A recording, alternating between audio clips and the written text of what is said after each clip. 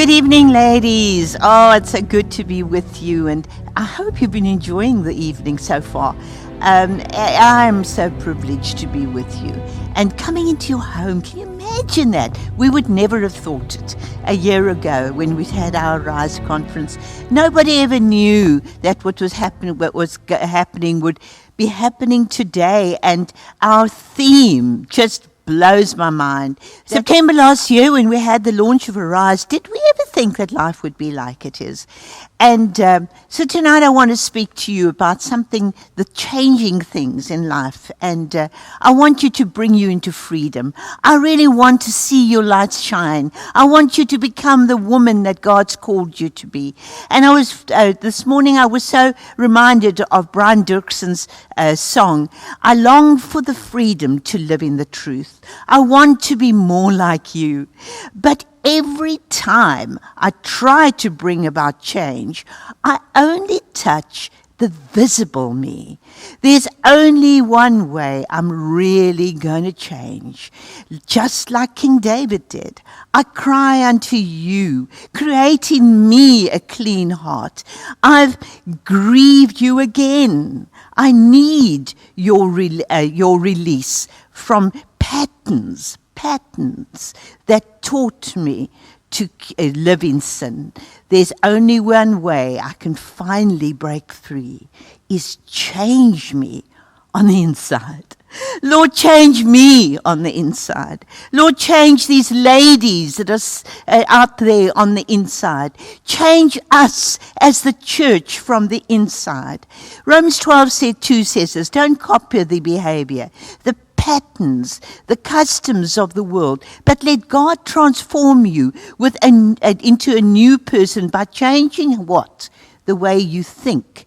Then you will learn to know God's will for you, what is good and pleasing and perfect. You know what? Lockdown can become a brain mentality, a safe place that we almost want to live in. But to this weekend, I want you locked out. I want you locked out of the place that you've been in the past. And so I'm going to show you an illustration of an iceberg. It was something that came to me so long ago. So in front of you, you're going to see the picture of an iceberg. And, it's so amazing how in Dirkson's song, he speaks about the visible you. And that is what most people see on the outside. But what actually is below the surface is what causes us to react and act the way we do. And some of you have found some things in your life this time that has really made you think, do I like the visible me? Do I like the things I do? Do I like the depression I've allowed to get myself into, the pajama mode I am in? Do I have a vision for my future? Do I know that God loves me, that I'm valuable and precious? Have I got the attitude that I can look forward? You see, we're modeled by certain things, the people that we come into contact with. If you surround yourself with negative people, you are going to become negative. Who have you been speaking to on the media? Who have you been speaking to on the WhatsApp groups? On any of the things? Have you been blocking the people that are speaking death into your life? What have you been doing with yourself? Then there's, of course, we're affected by our teachers, our parents, and all these things. And then the assumptions. Oh my word, do we assume things? As we assume, what is an assumption? It's the thing that is accepted as true or as certain to happen. And there's absolutely no proof for it. Then the attitudes. What's your attitude like? Is it do you look at the glass half empty, or do you look at it half full? Do you believe that you're going to come out of lockdown a far different person to the person you are, and what is your value. That's the bottom of the under surface in the iceberg. It's the thing that's there, way under there, and it affects our judgment, our behavior of what's important in life. It's that internal person. When I prick you, what comes out? It's the thing that you really believe. It's the underlying thing that's in your mind and in your heart. Now, looking at, and so we need to look at our lives and say, what is under the surface of my life? What is there deep down that's affecting my behavior? That's why do I get angry the way I do? Why do I hold on to the past the way I do? Why do I do all these things? And this is such an awesome time for you to say, God, this weekend, I'm going to lock out. I'm going to lock out from that behavior. Now, I grew up in the era, and in front of you, you have what used to be the bedspread. We used to have bedspreads those days. You know, you didn't just throw a duvet over the place. No, you made your bed, and you put a bedspread on it. You dressed the bed. And so I started, and it was the days, this was made before I got married. It was finished before I got married. You see, some of you want to get married, but have you prepared to get married?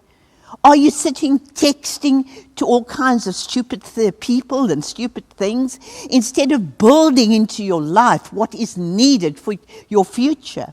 And so those days you had to make a trousseau. You didn't just go and buy it at the local store. You actually had to make it. And so in front of you, you see a bedspread. Every single stitch in this bedspread, I did it. And I did it before I got married. Because I had a vision that one day, I started it way before I met my husband. One day, I was going to be a homemaker. I was going to be a mother. I was going to be a woman that could make a difference in other people's lives. And so I started when in high school already, started different. I did embroidery. I did all kinds of stuff so that I built up a trousseau. But we got married, and this bedspread lay on our bed for many, many years. We moved to Port Elizabeth, and we decided that we were going to extend the house. And so, because it was much cheaper to do that way, and so we put this bedspread, and stupidly I didn't put it into a proper holder, and I put it into a room that was just now my husband's office, and we did a storeroom. And you know how changes in houses take, you expect it to take a month or so, and then it takes a year. So when the building was done, we went into the other room, and we started to unpack all the stuff that had been put in there. And I came across my table, my bedspread, and will you believe it? The mice had got hold of it, and they actually had started to gnaw away at it. And so it lost its value. But I want to say to you, I had put my dreams, my vision for my future, for my married life, for my generations, had been put into this tablecloth, into the bedspread. And so I just put it into a cupboard. I forgot about it. But in lockdown, you know how you do everything in lockdown? You start to sort out the things. And I came across this, and God spoke to me so strongly. He said, Mariana, that is almost an heirloom. It's over 50 years old. 50 years ago, you had already built a dream. You had put into this cloth. Every stitch was saying, I have a future. I have a hope. God has a plan for me. I have a generation that's going to follow after me. It was all put in there. And so I cut away these pieces. And what do you do with them? You know, for a while, there is a pruning that takes place in our life. And sometimes things have to be cut away and allow God to take and put His pieces, His form, His image into the areas that have been cut away by all these things, because they leave scars. But I'm so glad I serve a God who comes with His heavenly crochet needle, and He takes the pieces that have been cut off and He adds them back in again, but it's different. It's His form, His image, His purpose, His plan for your life. He puts it all together and He makes something so beautiful out of the broken areas that have been cut off, that's been set aside, that you've almost thrown away. He says, no, I'm going to come and I'm going to complete I can put it this way, the bedspread of your life. I'm going to complete the plan of your life. And you're going to see the finished product. And it's going to be so much better. So much better. And it's going to last. And no rat is going to eat it. I want to take each one of these pieces, and it's going to speak to you about the things that have affected your life. Things like the assumptions you've made about life. So I'm going to hold up some of the pieces that were better. I cut off the really, really bad areas. I started to cut them and I thought, well, maybe I can do something with these, but I understand I'll never be able to. But they were part of my future, part of my dreams. And so I'm going to call the first one, stolen innocence and abuse. What happened to you as a young girl, as later in life? Was that something that the rats of this life came and stole from you, and it spoilt your vision, your dream, your future? It spoilt it. Then there's this one, the unfulfilled expectations and the disappointments. Is that part of your life? Did the rats of this life come and steal that from you? Then maybe there's the anger and unforgiveness, the rejection, the depression that's come into your life. Or the latest one, to many people, is business failure and retrenchment. There's all these things that come and they affect us. And so it's almost as if they come and they cut away at who you are. They cut away, they cut away, they cut away. They destroy your picture, your beautiful picture of what you thought you were, what you could be, what life was going to hold. Maybe there's a divorce and broken relationships. They've all come and they've cut at the beautiful bedspread you've made, or the picture you've made of your life. They've cut out pieces, and it's like you look at your life and there's a puzzle that's got this piece missing and that piece missing and this piece missing and that piece missing, and you wonder, can anything ever happen again? But I'm so glad that God has a plan for your life. And today I want to say to you, God wants to come, and He wants to come and shine the light of His word into your life. Matthew 5:16 says, in the same way, let your light shine before men, that they may see your good deeds and glorify your Father in heaven. But you see, all the broken stuff that we have, the things that we've allowed to just get really deep into our spirit, are the things that are going to cause you never to be able to shine. People have said, well, I don't want to be like that Christian or that Christian. And sometimes we do let our guard down.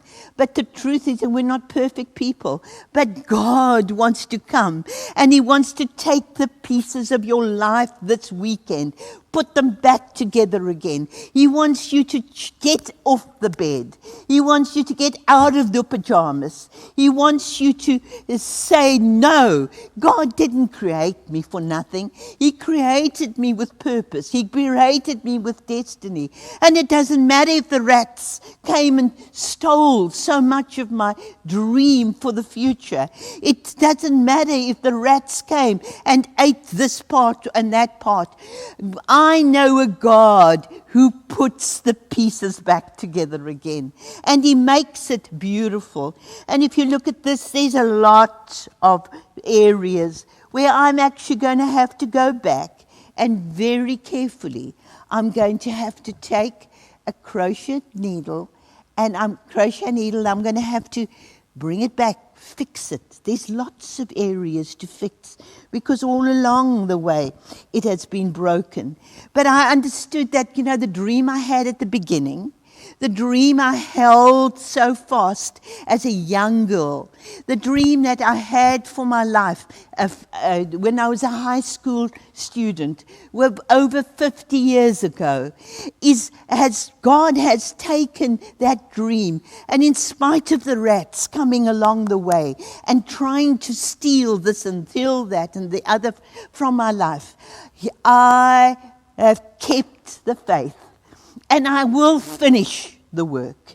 And I will see God's perfection in my life, because I keep on my eyes fixed. And so Philippians 4:16 says, do everything readily and cheerfully, not bickering, no second guessing allowed. Go out into the world. I believe God is calling us more than anything. We're in for a revival. I believe this is a time where we're going to see God move in a way like we've never seen before. We're going to see souls saved. We're going to see lives turned around by the good news of the gospel, the good news of the truth of who He is. And so it goes on and it says, go out into the world uncorrupted, a breath of fresh air.